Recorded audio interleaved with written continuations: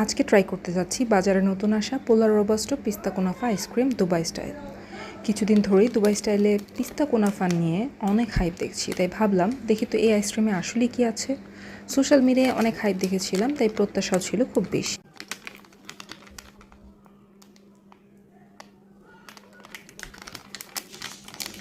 দেখা যাক ভেতরে কেমন।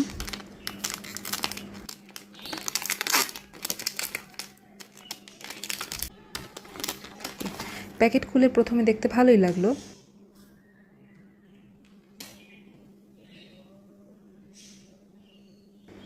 এবার খেয়ে দেখি কেমন।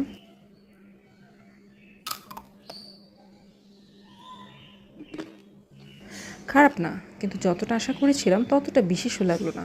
পিস্তার ফ্লেভার আছে, তবে খুব একটা স্ট্রং না। আর কুনাফার যে ক্রাঞ্চি ফিল পাওয়ার আশা করেছিলাম সেটাও তেমন পেলাম না। অ্যাভারেজ রোবাস্টো যেমন ছিল তেমনই, শুধু চকলেটের কোটিংটার সাথে হালকা কুনাফা দেয়া আর ভিতরে গ্রিন কালারের ক্রিমটা কিছুটা পিস্তা ফ্লেভারের।